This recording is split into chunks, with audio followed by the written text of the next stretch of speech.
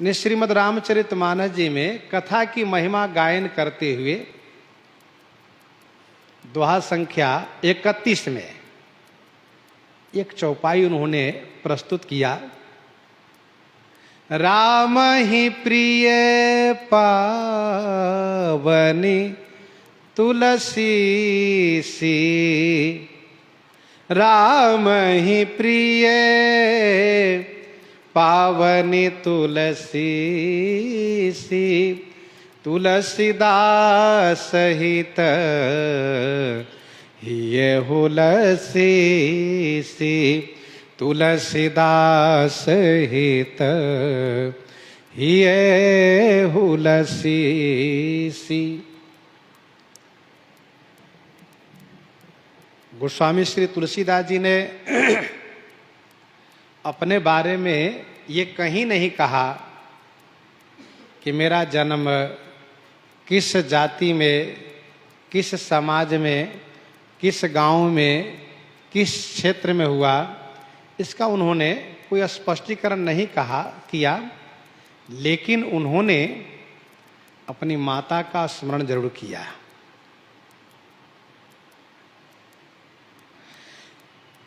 इनकी जीवन कथा को श्री वेणी कवि जी ने सविस्तार लिखा है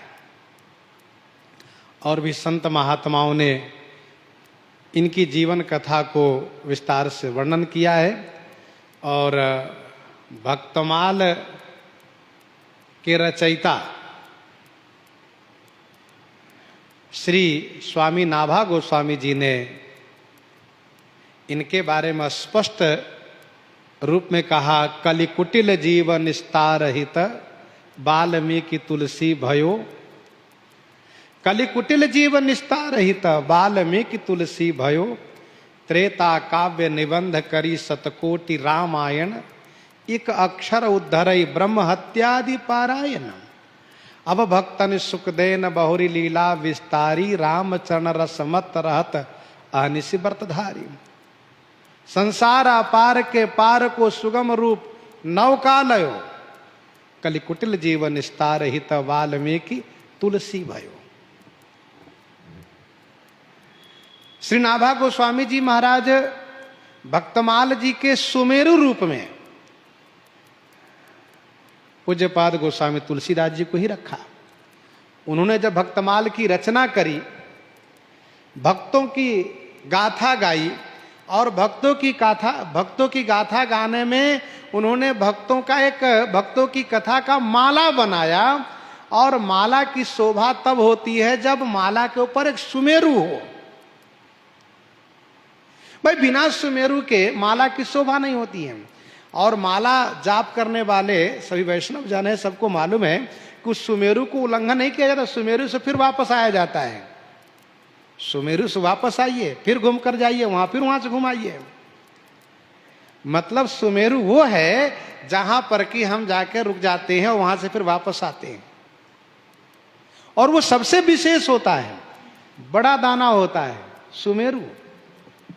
नाभा गोस्वामी जी ने इस बात को लेकर के मन में बहुत मंथन किया कि इस भक्तमाल की भक्तों की माला के सुमेरु के रूप में मैं किनको रखूं।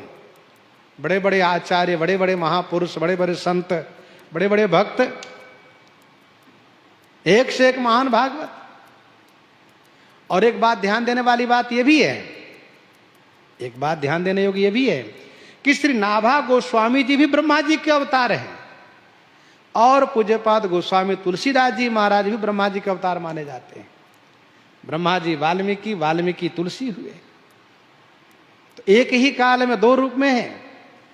तो श्री नाभा गोस्वामी जी ने, जैसा कि भक्तमाल जी वर्णन है, उन्होंने संतों का, वैष्णवों का भंडारा दिया था। श्री तुलसीदास जी को आमंत्रित किया, वे आए, देरी से आए और बाद में आने से स्वाभाविक है कि किनारे बैठ गए।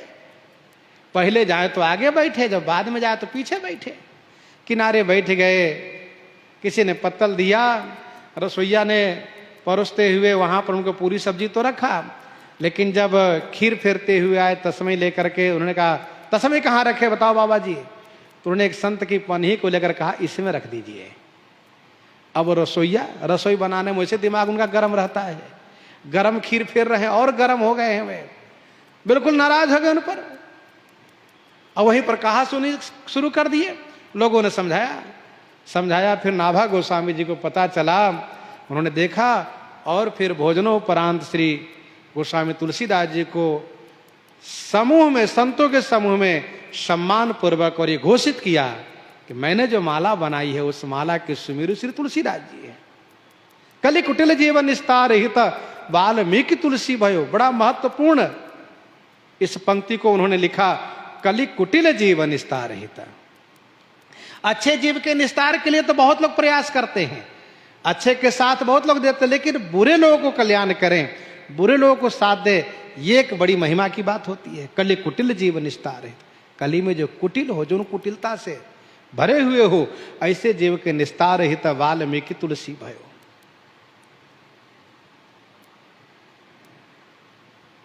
ऐसे श्री तुलसीदास जी महाराज का वहां पर जो प्रस्तुत प्रसंग है बड़ा विस्तार है। हम थोड़ा थोड़ा प्रसंग को छूते हुए आगे बढ़ रहे हैं, क्योंकि कल आप लोग सुनाइए, परसों और संत महात्माओं से हम लोग श्रवण करेंगे।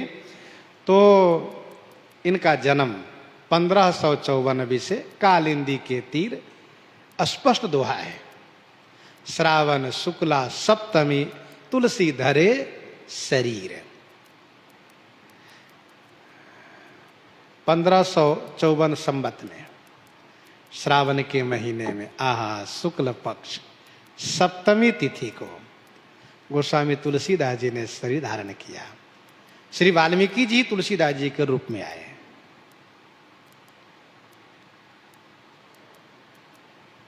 अब एक बात और मैं यहां पर कह लूं, गोस्वामी तुलसीदास जी का जन्म किस महीने में हुआ? श्रावण महीने में हुआ। और ये श्रावण महीना किस ऋतु में है? तो कहा वर्षा ऋतु में है।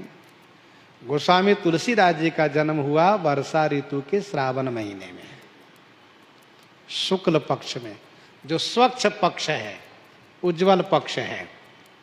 और एक तरफ हरियाली तीज, इसके बाद नाग पंचमी, और फिर श्री तुलसीदास जी का आगमन, और फिर इसके बाद रक्षाबंधन आदि तमाम ये जो पर्व का क्रम है, उसी बीच में श्री तुलसीदास जी का आगमन हुआ। और सबसे बड़ी बात यह है इस महीने की, इस महीने में वर्षा की बौछार होती है, वर्षा होती रहती, रिम झिम वर्षा होती रहती है। और ठाकुर जी श्री किशोरी जी के साथ झूलन विहार करते होते हैं, उसी समय में श्री तुलसीदास जी का आगमन होता है। वर्षा ऋतु पर ध्यान केंद्रित कीजिएगा आप। गोस्वामी तुलसीदास जी का आगमन हुआ वर्षा ऋतु में, और वर्षा ऋतु में वर्षा जब होती है तब किसानों का मन प्रसन्न हो जाता है, क्योंकि अच्छी खेती होने से पूरा वर्ष मन खुश रहता है। वर्षा ऋतु रघुपति भगति तुलसी साल सुदास। वर्षा ऋतु रघुपति भगति तुलसी साल सुदास। गोस्वामी जी ने कहा कि भगवान की भक्ति वर्षा ऋतु है, वर्षा ऋतु रघुपति भगति तुलसी साल सुदास। तुलसीदास धान के समान है। राम नाम वर वर्ण जुग सावन भादव मास। श्री राम जी की भक्ति वर्षा ऋतु है। गोस्वामी तुलसीदास जी महाराज वर्षा ऋतु बनकर के आए, और वर्षा ऋतु बनकर के आकर कर उन्होंने क्या किया? श्री राम जस रूपी जल को बरसाया, बरस ही राम सुजस बरबारी। गोस्वामी तुलसीदास जी महाराज वर्षा ऋतु बनकर के आए, और उन्होंने श्री राम सुजस रूपी जल को बरसा करके संपूर्ण भूमंडल की प्यास को बुझाया, और सभी को श्री राम तत्व से परिचित कराया। जिन श्री राम तत्व को त्रेता में सब लोग नहीं जान पाते थे, यदि जान पाते तो श्री सती माता को मोह कैसे हो जाता। श्री गरुड़ जी नहीं जान पाए, उनको मोह हो गया। लेकिन कलयुग में गोस्वामी तुलसीदास जी की कृपा है कि सामान्य जन सब लोग समझ रहे हैं कि मर्यादा पुरुषोत्तम श्री राम जी हैं। धर्म की मूर्ति रामो विग्रहवान धर्म श्री राम जी हैं। तो श्री राम जी के जस रूपी जल को बरसा करके और उन्होंने सबको श्री राम जी से परिचय कराया, श्री राम जी से जोड़ा सबको। तो वर्षा ऋतु के रूप गोस्वामी तुलसीदास जी हैं। और अभी अभी थोड़ी देर पहले जो आपने सुना था कि गोस्वामी जी ने अपनी मां को स्मरण किया।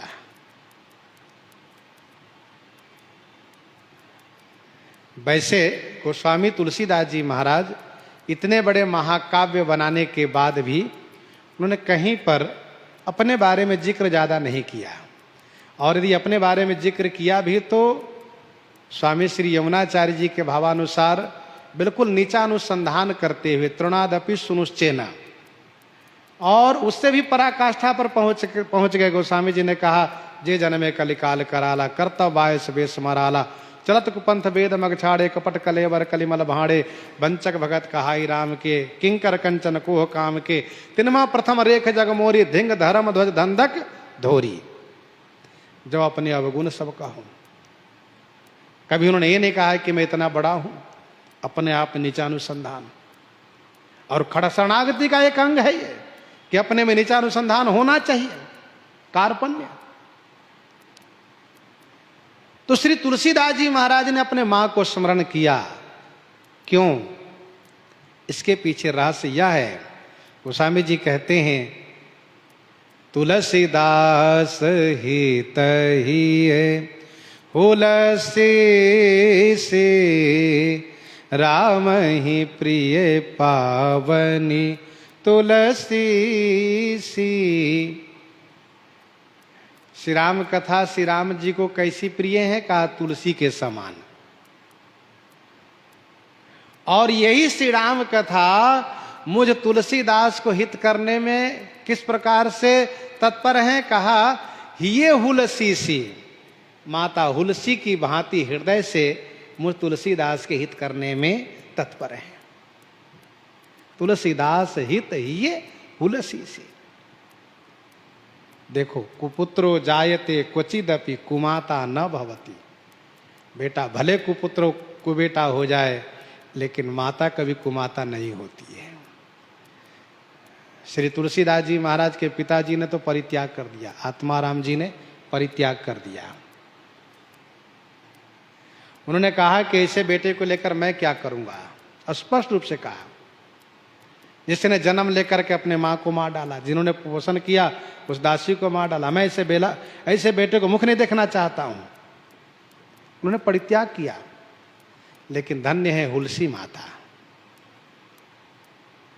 जिन्होंने जब ये जाना कि मेरे बेटे के बारे में लोग अनेक तरह से वार्ता कर रहे हैं, बातें कह रहे हैं, मूल में इनका जन्म हुआ है और ये जन्म लेते ही इतने बड़े दिखते हैं जैसे 5 साल के हो गए हो, और फिर इनके मुख में 32 दांत हैं।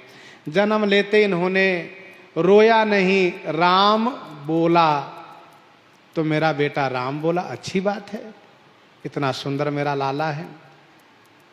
और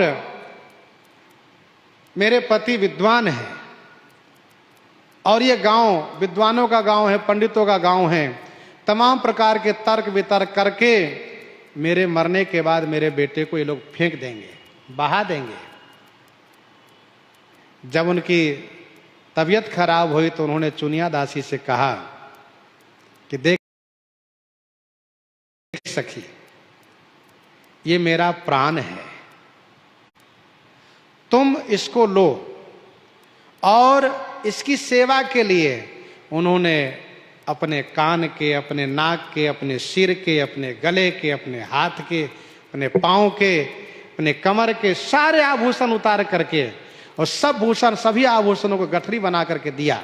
कहा, लो इसको रखो और देख सखी, मेरी प्रार्थना है तुमसे, तुम इसी क्षण रात को प्रस्थान करो, किसी को पता नहीं चलना चाहिए, तुम इसी समय चली जाओ, किसी को पता न चले, और इनको तुम संजो करके रखना, ये मेरा प्राण है। इस प्रकार से कह करके उनको विदा किया। विदा करने के बाद एक तो पुत्र का वियोग, पूरा स्वास्थ्य भी उनका बिगड़ा, शरीर छूट गया तुलसी जी का। तो श्री तुलसीदास जी महाराज इस बात को जानते हैं कि किस प्रकार से माता का स्नेह मेरे प्रति था और मेरे पोषण के लिए उन्होंने किस प्रकार से प्रबंधन किया।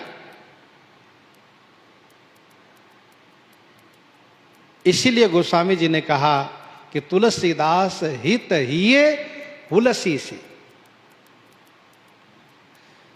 हुलसी इनकी माता का नाम था, स्पष्ट है, वेणी कवि जी ने स्पष्ट लिखा है। प्रगट भय हुलसी उद्घाटिते, सुर नर विकसे सरसीज जैसे। सरोरु से, सुर नर मुनि विकसे सरोरु से। तो श्री हुलसी रूपी उदयाचल से गोस्वामी श्री तुलसीदास रूपी सूर्य प्रकट हुए, और जैसे सूर्य के प्रकट होने से कमल खिल जाते हैं, वैसे सुर नर मुनि सब खिल गए।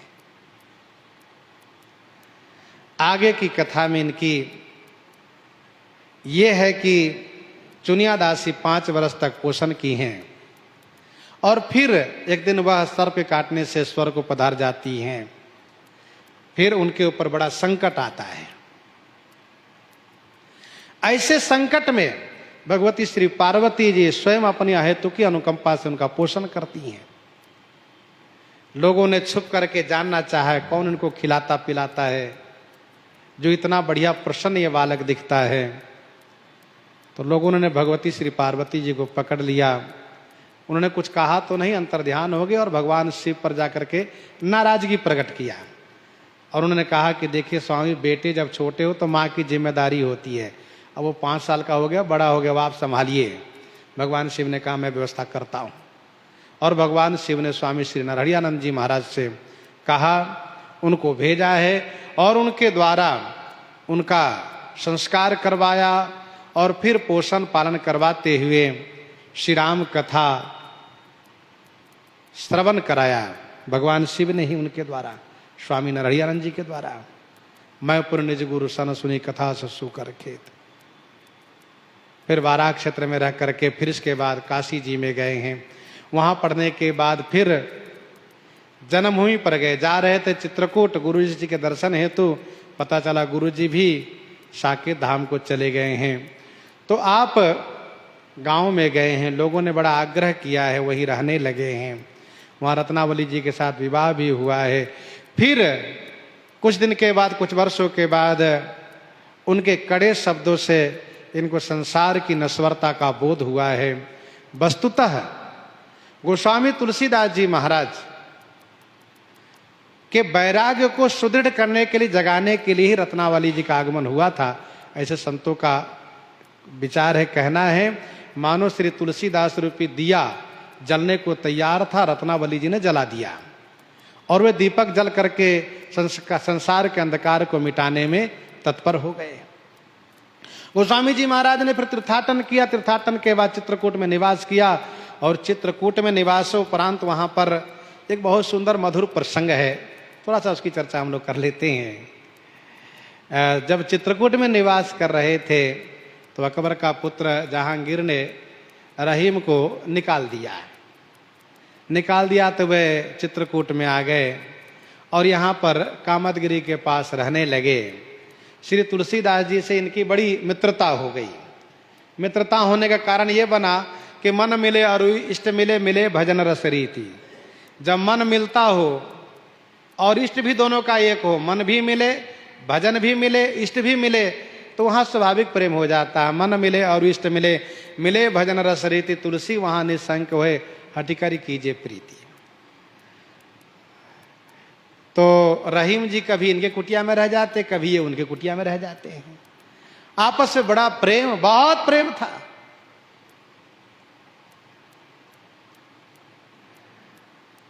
एक दिन की बात है, दोनों विचरण कर रहे थे। एक जगह उन्होंने भीड़ देखा। भीड़ काहे का? तो हाथी को मारने की भीड़ लगी है। एक राजा आया था चित्रकूट दर्शन के लिए, और मंदाकिनी जी में बढ़िया स्नान आदि किया, खूब बढ़िया स्नान करके और वस्त्राभूषण धारण करके हाथी पर चढ़ करके चला। हाथी की प्रकृति है, सूंड से धूल को उठाया और ऊपर की ओर फेंक दिया। राजा के ऊपर पड़ गया। राजा बड़े नाराज हो गए। फिर उसने आदेश कर दिया, हाथी को मार डालो। उसी हाथी को मारने की सारी प्रक्रिया वहां पर की जा रही थी और भीड़ लगी थी। श्री तुलसीदास जी ने, रहीम ने, दोनों ने देखा तो श्री तुलसीदास जी ने कहा, धूरी धरत निज शीश पर, कहू रहीम के ही काज। रहीम, ये हाथी धूल अपने सिर पर रख रहा था, क्या बात है, क्या आपके क्या विचार है? रहीम जी बड़े कुशल कवि वो भी थे। तुरंत उन्होंने दूसरी पंक्ति को प्रस्तुत किया। कहा, तुलसीदास जी, जहीरज मुनि पत्नी तरी, सो खोजत गजराज। धूरी धरत निज शीश पर, कहू रहीम के ही काज। रहीम जी ने कहा कि जहीरज मुनि पत्नी तरी, सो खोजत गजराज। ये आवाज